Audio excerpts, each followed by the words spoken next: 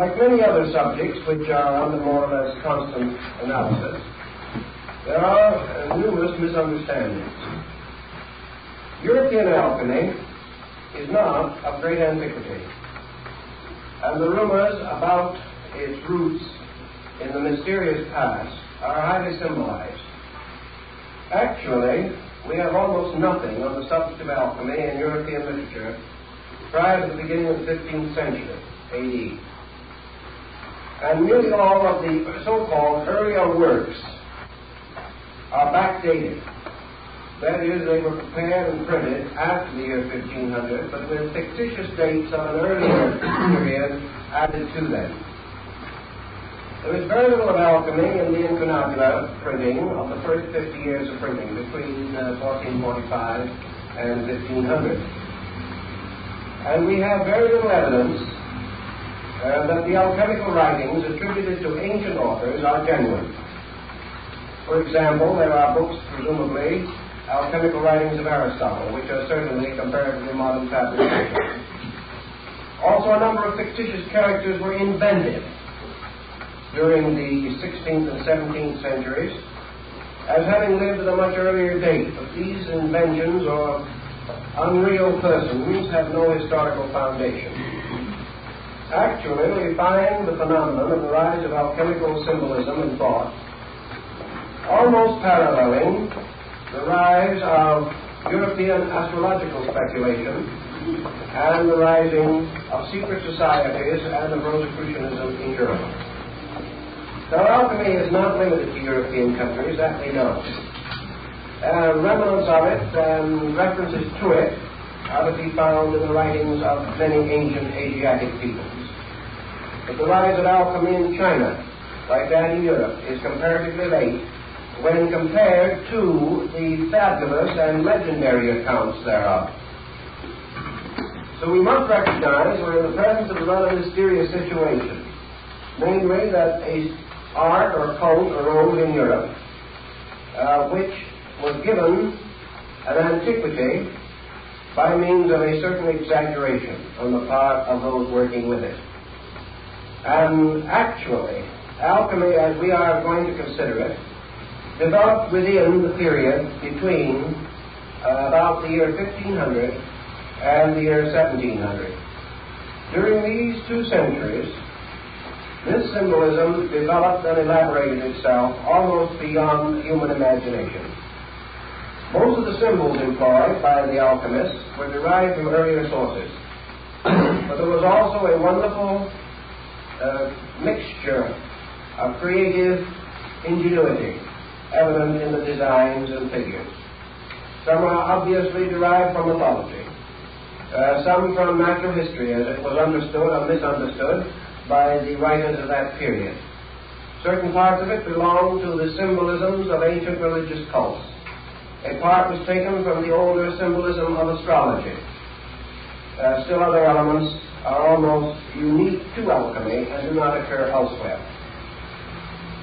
Thus, historically speaking, we are dealing with a body of lore that rose to prominence, flourished for 2 centuries, and then gradually declined with the rise of chemistry as we know it today. I think we should bear in mind that there was an alchemy in antiquity, very roughly and inadequately drawn, but that actually, while we say that alchemy is the mother of chemistry, we might be wiser to realize that there was also a chemistry prior to alchemy, and that alchemy did not simply give rise to chemistry. Chemistry of an earlier date gave rise to alchemy, and this in turn declined again, and chemistry once more emerged as the principal carrier of tradition in this field of learning. Now, in consideration of these elements and factors, we are not in the presence merely of a great traditional account handed down for thousands of years, but of a cleverly devised program, integrated and perfected within a comparatively short period of time.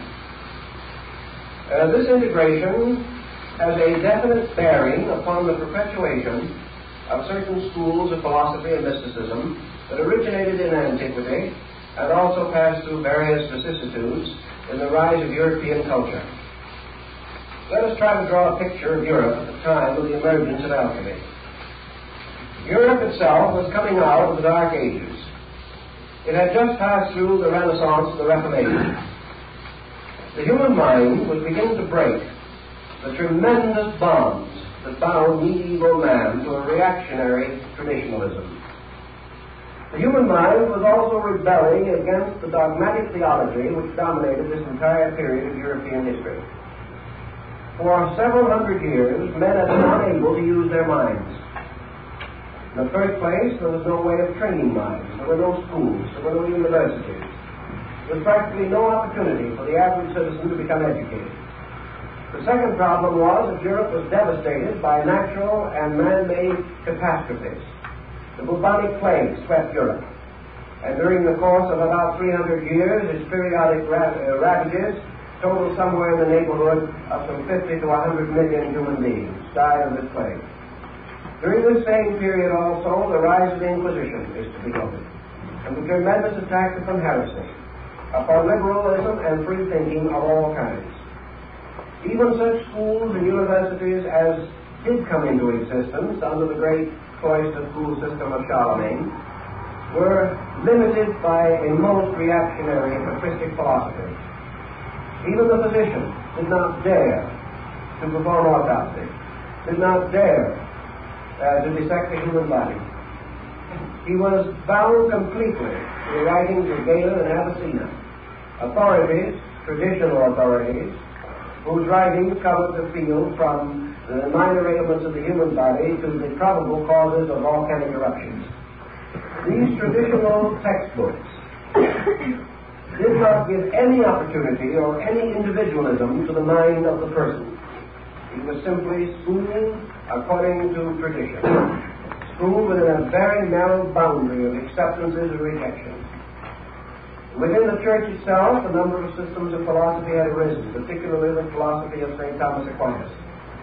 This man had a magnificent mind, but bound as he was, again, by the limitations of his church and his time, he was unable to break through into the free atmosphere of liberal thinking. Rebels of that period, like Bruno, Savonarola, and even Paracelsus, paid with their lives, or with their worldly goods and honors, for their efforts to break through this traditional path. In this same period, demonism and demonology and necromancy flourished. The mysterious magic attributed to King Solomon was restored. The grimoires came into existence, and men went out to crossroads at night to invoke spirits. It was a time of rather dismal intellectual benightness. Yet this oppression forced upon man was not exactly in order with his growth and evolution. A more ancient man had achieved much more. The Greco-Roman civilization had given to the world a magnificent life. The philosophical attainments of Egypt and the Near East were spectacular.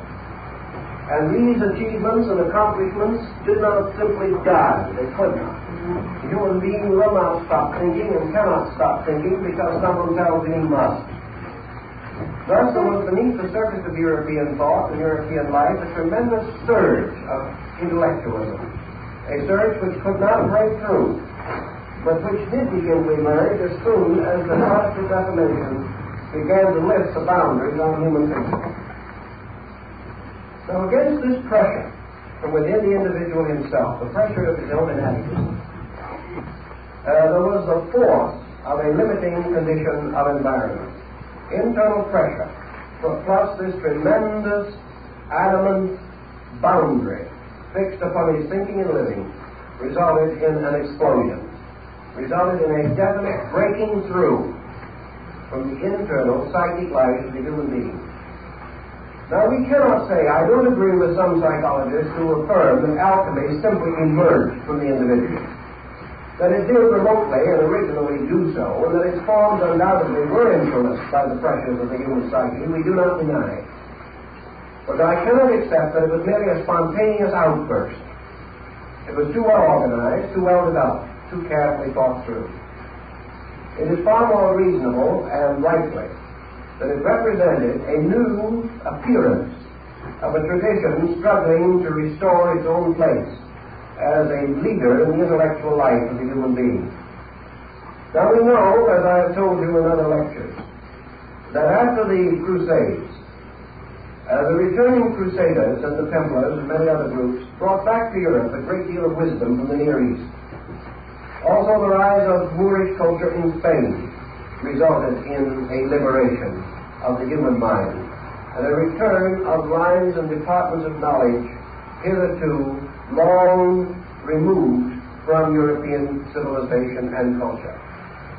We know that all through this transition period, secret societies, originating in antiquity and perpetuated quietly but strenuously by certain individuals, did move beneath the surface of European life and politics.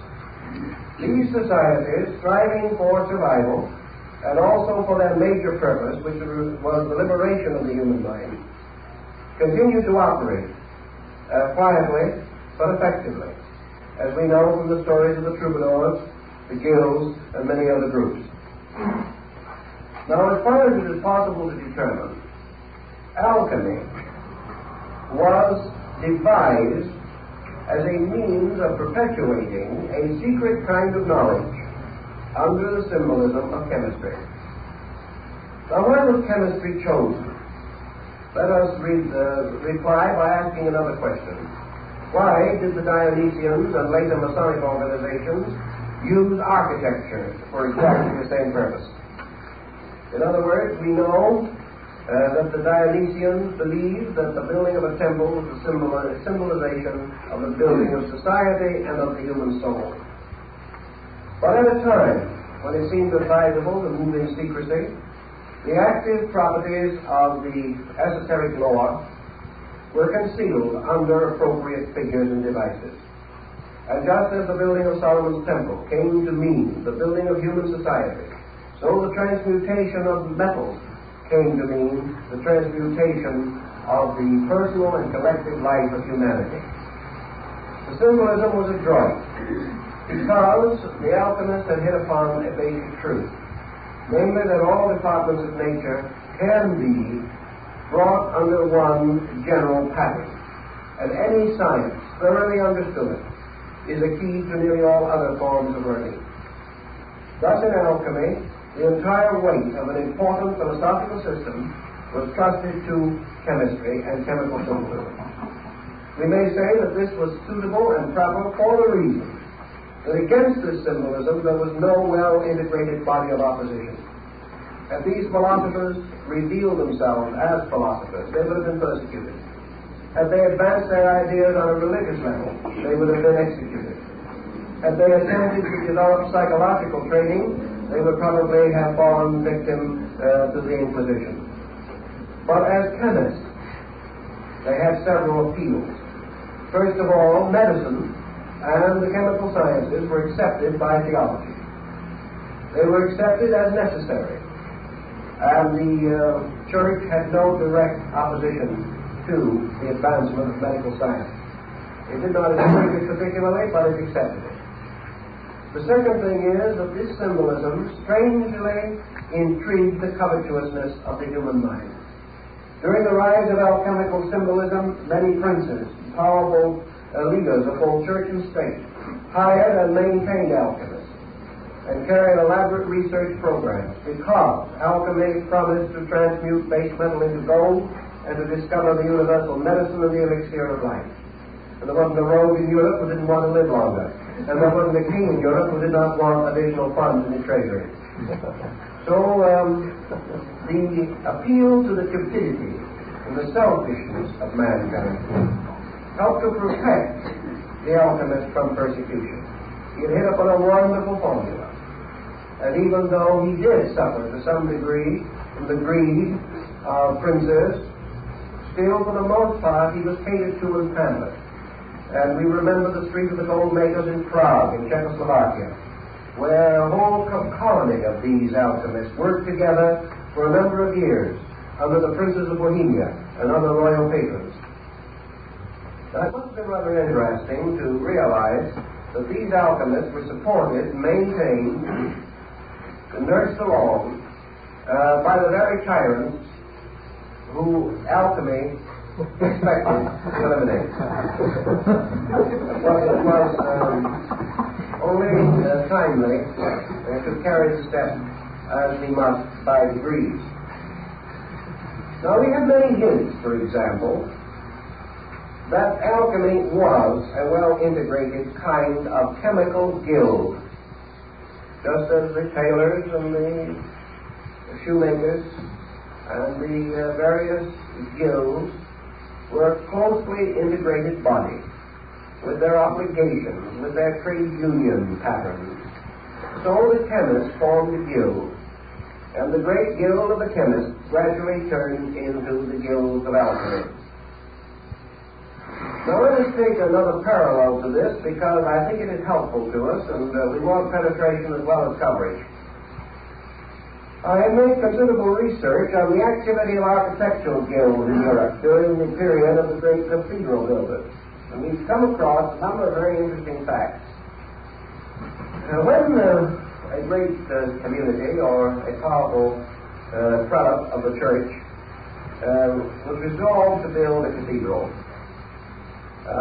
it was a great undertaking in those days. And if you visit the marvelous cathedrals at Chartres or Notre Dame or one of the wonderful churches in Florence, in Verona, you will realize how great an undertaking these cathedrals really were.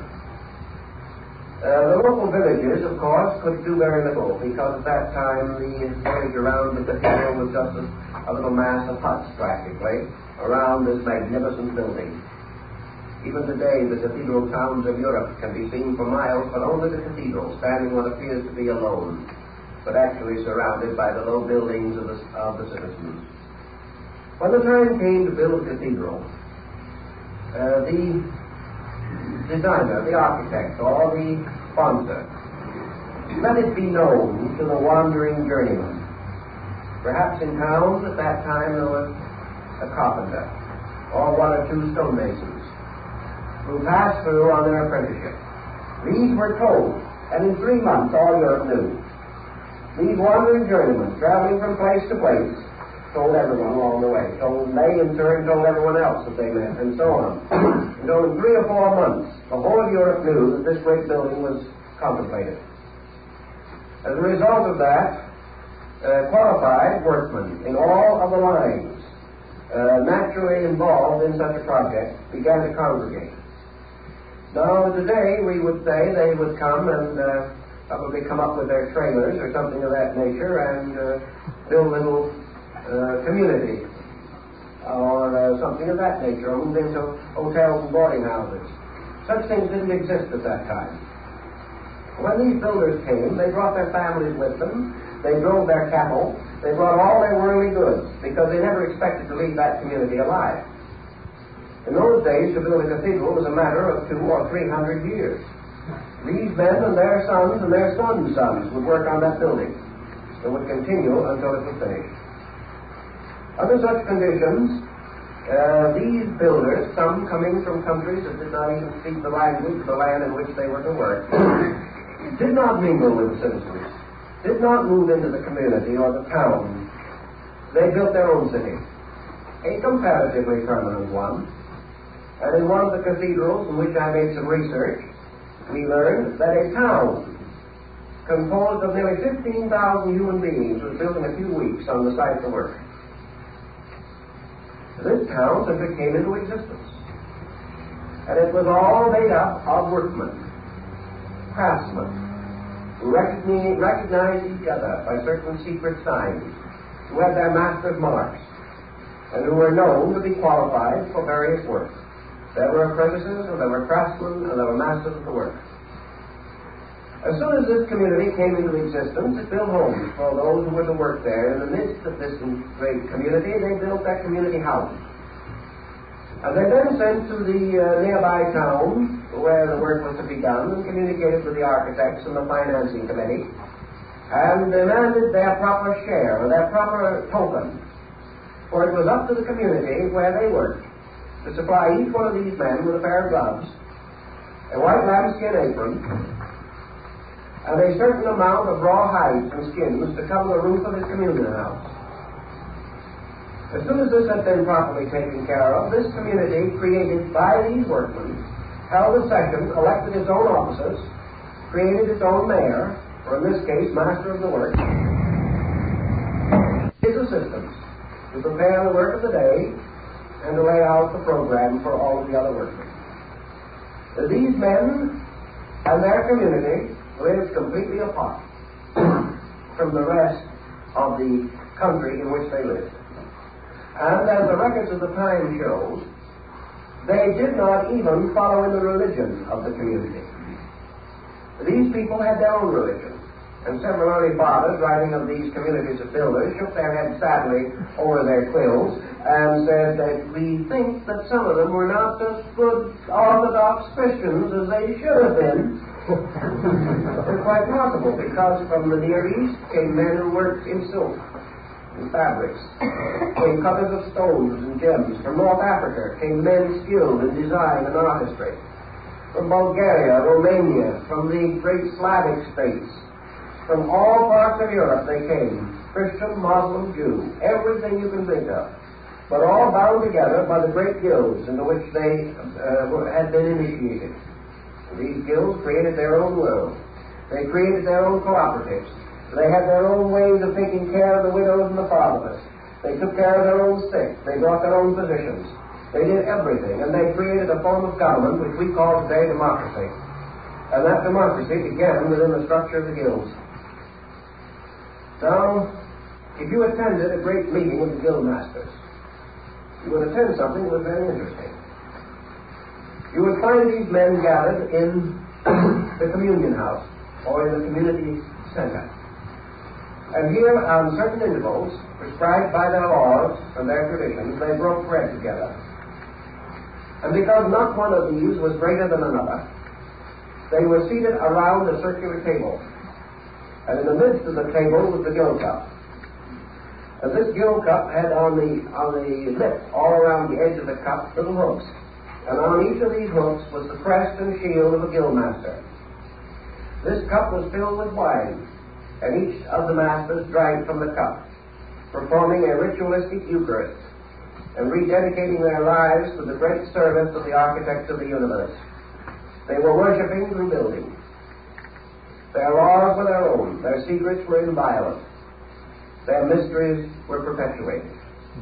And the power of these men can well be imagined when we realize, for example, that a few days after he placed his famous bull on the church door, Martin Luther, who was by instance a guildsman, because he belonged to the guild of the watchmakers, soon after he had made his public statement against the sale of papal indulgences, Luther was called before his guild.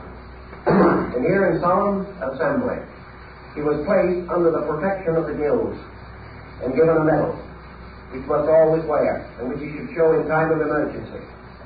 And from that time on, although Luther had a hard time, he was under the protection of this body, and was one of the few of the great reformers of the period who survived.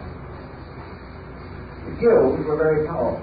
Now here is a guild which we know definitely was dedicated to building buildings, but we also know from the inscriptions which they placed upon the stones, from the mysterious carvings they hid far in recondite places in the masonry, from their wonderful use of emblems and figures, that they were more than just guildsmen.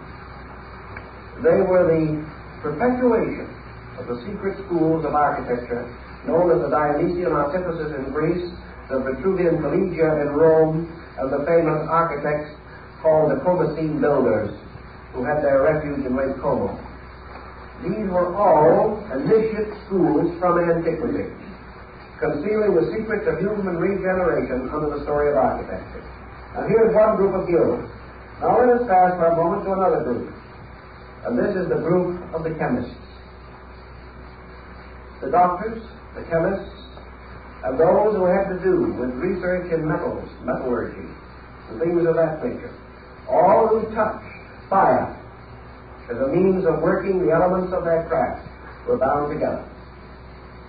And this mysterious body of chemists, although it did not build cities at the foot of cathedrals and do things of that nature, was an integrated body. And it was also in close relation to the crafts of the builders. After a great deal of research, I was finally able to recover ancient drawings of the original doors of the Cathedral of Notre Dame in Paris. The reason this was important was that the original doors, which were removed at the time of the French Revolution, that these doors, which were cast in bronze, and I suppose to have been the work of the devil, all such interesting things were at that time. On these doors was the complete formula of alchemical transmutation. The doors were a mass of hermetic symbols.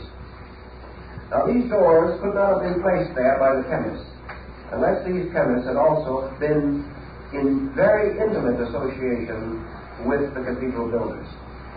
It was part of the same type of guild. Another guild that is of very great interest to us is the Bookmakers' Guild, the printers. And if you study the coffins and trade emblems and symbols of the great presses like Gutenberg and Fuss and Caxton, you will find that each one of these presses had its master's mark, and that these book builders and makers were also bound together in a fraternity, which is the reason why it was possible through the medieval and early modern period for ciphers and secret devices of all kinds to be introduced into books. This could not have taken place had it not been for the guilds, this tremendous body of men who were bound together by a common purpose. And that common purpose was the restoration of the golden age in the world. And when we go directly and strictly into the alchemical symbolism, we come upon a number of intimations. And in order to trace these intimations, we have to go step by step through an inconceivable labyrinth of clues and hints and implications. We know, for example, that the term adept, as we know it in the West, is first applied to the alchemical masters. As the various building crafts elected a grand master, the alchemists elected or appointed or accepted into their bodies certain masters of their arts, whom they call adepts. In alchemy, this term has a very special and definite meaning. It should not be confused with the Eastern or Oriental concept of adept, or even the Rosicrucian or mystical concept. The adept was the master alchemist, or one fully possessed of the mysteries of the art. Now, in the builder's craft, you have the masters, the fellow craft, and the apprentices. In the alchemical guild, you have the adept, the illuminate, and the initiate. Those were the 3 degrees. And these represented those who had attained to 1 or 2 or even the 3rd step of knowledge concerning the mysteries of chemistry. The adepts gathering together in the performance of their equivalent to the master builder's Eucharist, gathering around the great guild cup, which in this case was the wonderful alembic of alchemy. Also appointed their ruler, who was called the Adept King. And there's one of the very rare tracts, which is almost unobtainable, states that in alchemy there was the King Emperor, the supreme ruler of the entire school scattered throughout the world. That under him were the princes of the blood, the highest adept masters. Below them were the dukes, the earls, the barons, the knights, and the squires of this hierarchy. And therefore it was customary to refer to a certain alchemist as a duke or as an earl, depending upon his place in this great mysterious empire which existed in a strange dimension extending through all other empires and binding them together by a strange level of traditions. Now, material relating to this, as I have said, is exceedingly hard to find. We find a few references to it in Kunrat, a very early alchemical master. And we also find references to it in a work called The Adepts in Alchemy, a very interesting and early work. But in wandering through one of the old libraries of Europe, I was able to find this manuscript. which perhaps comes a little nearer to some of this problem than we will find most anywhere else. And as far as I'm able to find out, this is the only copy of it that exists. And this is called The True Adepts, Illuminates, and Initiates of the Hermetic Arts. This is in the form of a kind of biographical glossary. It is almost in the form of a certain biographical who's who in alchemy. And from the first page of this, we learn the definitions as they were used within the body of the alchemical school. The term adept is properly applied to one who has learned the great work and who has performed it. That is the proper term for an adept. The term illuminate or illuminist is properly related to one who has experienced the mystery of the work, but does not know how it is performed. This is a rather curious differentiation. The term initiate is one who has achieved to the knowledge of the method, but has not performed the work. Now this is the way in which the guild of the chemists was divided. Following this is a list prefaced by the fact that it must always and ever be remembered that there are false adepts, false illuminates, and false initiates, but that the genuine ones can be determined only by those who have the knowledge to investigate the secret marks and symbols.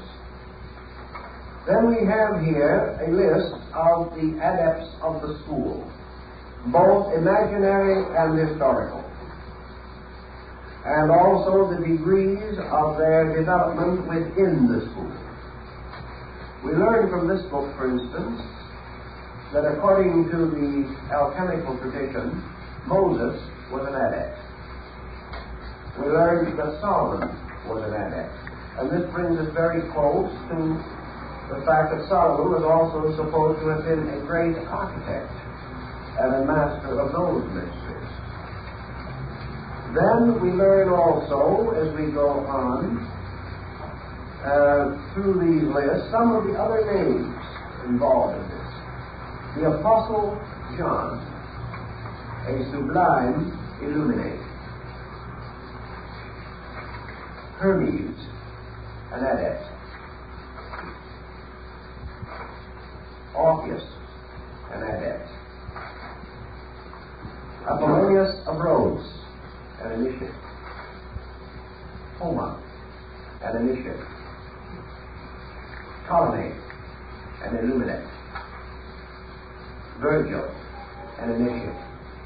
You can go right down through this book, and you will find all of the principal names and their ranks in the school. We also learn that Avicenna was an initiate. Albert the Great, Albertus Magnus, was an adept. St. Thomas Aquinas was an initiate. Roger Bacon was an initiate. Raymond Lully was an adept. I won't try to read them all because many of the names are not particularly important to us now. But this work carries on through all of the different steps of alchemy, pointing out that these different teachers, masters of the schools, were actually bound together in a pattern. Now when we take an alchemical tradition and we come to the discovery that it includes Orpheus and Homer, we know that we're not dealing with chemistry, because these men were not chemists. We were dealing with an esoteric system of which the alchemical schools in Europe were comparatively recent development. Virgil, an illuminate. Michael Meyer, an initiate. One of the interesting things we find as we go along through here is that a number of names that are a little better known to us are also to be found as we go near the end of the list. We know, for instance, that this list, strangely enough, ends with a comparatively familiar name, and that is Baron Emanuel Swedenborg, an Illuminate. Now, when we study Swedenborg and his association with Saint Germain and Cagliostro, we have reasons to believe that the book is probably correct. But this is, as far as I know, the only who's who of the Hermetic Adepts there is. But the principle behind it is that the entire work was an integration, was a definite system devised for a purpose. And that purpose was concealed under a series of alchemical or magical symbols and devices, the meanings of which we will try to explain at least in part as this series progresses. Now, the next thing that I want to bring up in connection with the alchemical tradition is to try to orient what basically alchemy stood for. Generally and broadly, we know what it meant. We know that by transmutation was implied regeneration. We also know that the symbolism of alchemy was exact. Why? Because it was based upon an exact science, chemistry. We also realize that as we go into it, that perhaps the nearest parallel that we can find to it in our common experience in the modern world is yoga. In other words, alchemy was an esoteric discipline. It was a discipline based upon an exact science of human regeneration. Now, just as in almost all of the exact sciences of antiquity, it is assumed that the keys were lost, and that therefore the mystery of the cult or sect is no longer to be found. This I question very greatly. The second point that I think we should try to realize and understand is that the alchemists were not only interested in the regeneration of man, but in the restoration of the philosophic empire as established in the concept of Plato. This restoration of the philosophic empire was to be undertaken by a broad political program. So alchemy penetrated and permeated practically every political and social state of the world, extending as far as China, throughout India, throughout the Near East, and even extending into the Central and South American areas of the Western Hemisphere, where chemistry had reached a fairly high degree of proficiency. Around the alchemical speculation, as it is, we have developed a great number of overtones. And these overtones can best be understood by reference perhaps to some of the alchemists themselves. Following this list, and only using approved members of the Necker group, the aristocrats of the order, we find, for example, that certain alchemists are more reliable, more careful, and obviously more informed than others. Among the best and greatest informed of these adept alchemists was Raymond Lully. Another one highly proficient and skilled was Bacillus Valentinus, monk of St. Benedict. A third very highly efficient one was George Ripley, the English chemist. And then fourth, equally at least recognized and remembered for his important contributions to the subject, was Michael Sendivogius. These were among the great names in alchemy. Therefore, when we read them, taking a work such as the Triumphant Chariot of Antimonium by Basil Valentine, we come always upon lines like this: Woe, woe, woe unto the gold makers. And another line in Ripley which says that whoever believes that the transmutation of physical metals is the end of alchemy is a fool. All these things are tossed in. Very little is made up, because at that time it was advisable to unveil the secrets too completely. But the alchemists themselves have left in their published and outer writings irrefutable proof that they were not to be considered merely as chemists, that they were to be considered as the instruments of a secret purpose and art, and that this art they had inherited or brought down from a remote antiquity. The alchemical symbolism itself was very recent, but the method or mystery behind it was very old. The second and another important point is that the alchemical tradition moving into Europe Christianized itself intensely.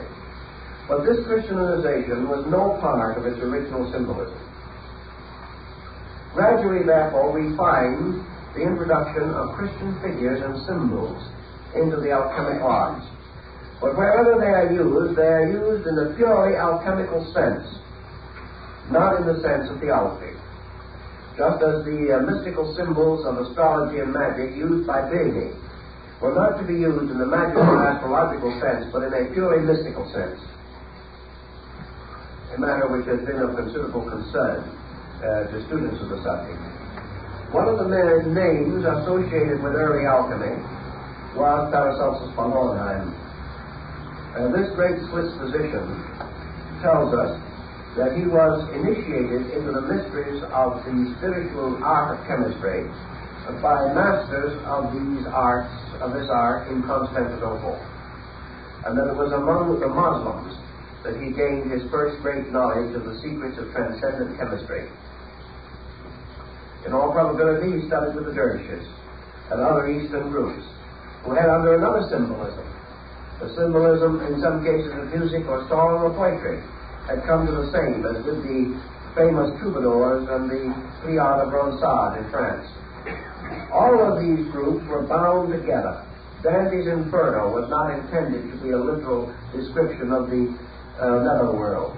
Milton's Paradise Lost was not intended merely to be a story based upon a great religious fantasy. These things were tied together. They were part of a pattern. And if you had the key, you could unlock the pattern. If you did not have the key, it remained hopelessly a mystery to you. But to possess the key was to have a knowledge of the transcendental arts and all that they imply in the system of alchemical speculation. Two names I'd like to mention specially connected with the problem of alchemy this evening. One is the French alchemist Nicolas Flamel. The story of Flamel is almost unbelievable. He was a poor man who made his living by writing documents and acting as a notary. In one of his experiences wandering around, he found a mysterious book, which was called the Book of Abraham the Jew. This book was written upon tablets of some mysterious fiber-like substance, and it contained only a certain number of leaves, and on these leaves were the entire formulas of the transmutations of metals. Flamel studied these leaves very carefully for a number of years, and finally hit upon the formula. And as a result of having found the formula, he built a number of institutions for the poor, orphanages and churches and chapels in France, and finally caused the entire formula to be carved in beautiful designs upon the arches of the Church of the Innocents in Paris. When I was in Paris just before the war, I went in search of the Church of the Innocents. Unfortunately, it has departed from us, and where it once stood is now a small and almost deserted park. I happened to be able to get hold of the gardener or caretaker who watched this park, and he told me that every so often that when they were planting and weeding and making the little flower beds to look as best they could, they would dig up bones from the old cemetery of the Church of the Innocents. And then a number of stones and a number of inscribed sections from the church had been taken into the courtyard of the Cluny Museum in Paris, where they stood around in various places. I went over there and looked them over. Some of them still showed sections of the alchemical designs of Nicolas Flamel. This mysterious man was persecuted terrifically to gain the secret from him, but never divulged it. And is said finally to have gone to Asia. where he lived for a great length of time in company with dervishes and other mystics. He was quite a remarkable person, and a wonderful story about him could easily be written. Another interesting personality in the tradition of alchemy is the mysterious character Elias Adepta, the king of the Adepts. He shows up once in a while, but has the same elusiveness as the mysterious character of the wandering Jew. The Adept king is described in some detail in one or two alchemical works. He is said to have lived forever, to have spoken every language in the world. And it was his peculiar habit to wander about Europe in disguise, always appearing in the costume of the country which he visited, always appearing to conform with its laws and customs, appearing at will and disappearing at will. And the story of Elias Adepta is one of the most fantastic in the entire circle of metaphysical literature. Typical example of the story of Elias Adepta will be found in the writings of men like Sendologius, an alchemist working in his laboratory, struggling desperately, very devout, very sincere, very noble man. He finally came to the point where he could no longer find any further clues to the mysterious search which he was advancing. He came to the point where there were no longer any answers. He did not know what to do next. He had done everything that he could think of and conceive of, and had studied and worked and labored and prayed and meditated and gone as far as he could. In this emergency, it was not uncommon for a knock to be heard on the front door of his house. A mysterious man would come in. And he would go to the laboratory of the chemist and sit down and talk to him for a few moments, and then tell him what to do. And then, when asked who he was, he would probably smile and say, "Oh, just a wandering chemist who kind of had an idea to give a little advice at this time," and would walk out the door and never be seen or heard of again. Gradually, records of this mysterious wanderer gained proportion. And for over 200 years, the story of Elias Adepta, wandering about Europe, is to be found in choice archives in this field of research. In a few cases, he told his name. He was Elias the Adept. He was the mysterious Adept king who was to come and to rule over the world. Then he would vanish again, like the mysterious bodhisattvas of Shambhala, not to be seen or heard of anymore. As these stories build and as the legends accumulate, the parallels between this concept and that of the Oriental mysteries become very obvious. And we know that we were dealing in Europe with an advanced system of speculation and art and science, which normally would not have existed and could not have existed, and which had to conceal itself for its own protection. Out of the alchemical furor of the 15th and 16th century came the Rosicrucian furor of the early 17th century. And let us remember definitely that all opinion and prejudice to the contrary, that there was no evidence of the existence of Rosicrucianism in Europe prior to the year 1610. That the story like that of alchemy has a much older origin, but that this origin is fantasy, is legend, lore, symbolism, all that we will accept. But actually, this society, which combined certain hermetic and alchemical factors with those of other sciences of the times, such as Kabbalism, magic, actually came into existence about 1610. Nearly all of the alchemists then flourishing in Europe became immediately involved in this new heresy, the Brotherhood of the Rosy Cross. It also was strangely short-lived and elusive. There are a number of accounts of Rosicrucian adepts, including one who whistled rats out of houses, but we won't take him too seriously. In the first 10 years of Rosicrucian excitement, after the publication of the Brahma and Confessio Praetoritatis, about 900 books were written dealing with the subject by persons who knew nothing about it whatsoever. Many of these books were in the form of open letters, published at the expense of the author, in stating his own qualifications and asking a brother of the society to contact him in some way. because he had no way of contacting the society itself. Naturally, most of these letters and open epistles were ignored. No one has ever been able to find out who the dominant persons were behind this movement, any more than that of the original alchemy. But that they all sprang from a common root, that they all had certain works in common, we cannot doubt. That they fulfilled a very useful function in the unfoldment of the European mind is also quite definite and evident. Now, from this general survey, which is naturally exceedingly brief and which only touches a few of the interesting phases of it, I want to try to start a series of rather brief definitions of some of the elements of alchemy as we have to contact them and work with them in the future. First of all, alchemy, as we say, has three steps or degrees of adepts. One being the adept himself, one the illuminate, and one the initiate. It likewise had three great works or achievements with which it was concerned primarily under the title or general collective term, the magnum opus, or the great work. The first and supreme work of the alchemist was the formation or the production by art and genius of the philosopher's stone, the lapis philosophorum. Now, the creation of the philosopher's stone was associated identically with the adept himself. The adept, or the master of the school, and the philosopher's stone parallel.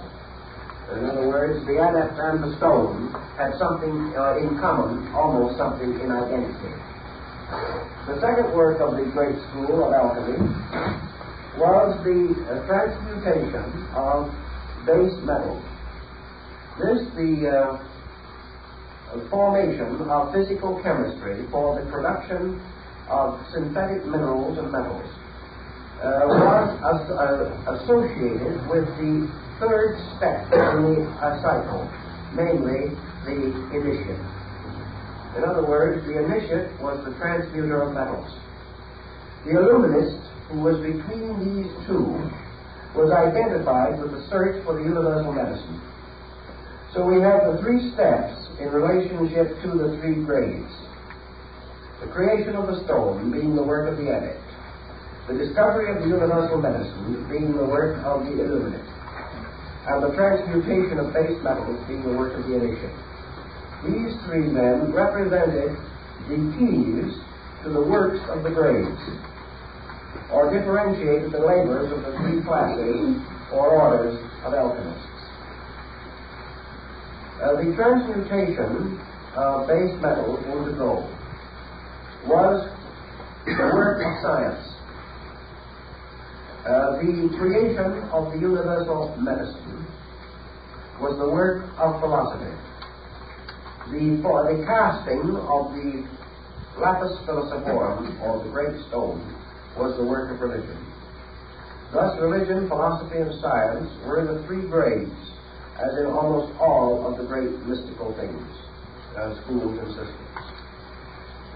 The first grade was, of course, the grade of the spirit, the second, the grade of the soul, and the third, the grade of the body. Thus, the body was the transmuter of minerals, the soul, the discoverer of the medicine, and the spirit, the precipitator of the stone. Von Welling, the great German adept, gives us a very definite series of definitions, indicating that these accomplishments conceal the rituals, rites, and secret ceremonies of the grades, and that therefore, under the heading, for instance, of the transmutation of metals, we have an interesting symbolism. The alchemist represented metals under usually 7 symbols. These 7 symbols being identical with the planetary symbols of astrology. Thus, for instance, lead with Saturn, iron with Mars, and so on. These were the base metals, and they were formed together in the form of a 6-point star composed of 2 interlaced triangles, and in the center a 7th point, so that the 6 points on the points of the stars and the 7th in the center constituted the 7 metals. Now, the alchemists also also drew this, as defined in the Septium Verum, in the form of 7 of these 6-pointed star patterns arranged in a circle like a wreath. In each one, a different symbol of a different metal was in the center, and the other 6 surrounded it on the points of the stars. Each one, therefore, told us the simple point that the alchemist himself made out, namely that each one of the metals contains all of the others. Now, if we take the points of the metals and we change these into the 7 liberal arts and sciences, we shall then have a key to the great social reform of the transmutational level of alchemy. In other words, your 7 metals are the 7 departments of human society. They are the 7 arts and sciences. They represent the 7 races, the 7 continents, all of the great systems of septium by which the world's life and progress are measured. Each of these contains within itself the seeds of all others. And the alchemist says that the seed of universality is within every particular of nature. Every atom contains all the rest. Every center contains an infinite circumference locked within its own essential nature. Also, the alchemist pointed out that every base metal contains within itself pure gold. Now, the amount of pure gold contained within any atom or any minute particle of matter might be so slight as to be practically beyond discovery. But alchemy said, you do not create gold, you make it grow. The seed of the divine metal is within all base metals, and that the transmutation of a base substance is not actually a change into something that did not previously exist, but the release of that which is forever present in all compounds and in all elements. So that alchemy is the nourishing and the feeding of the seed of gold in everything.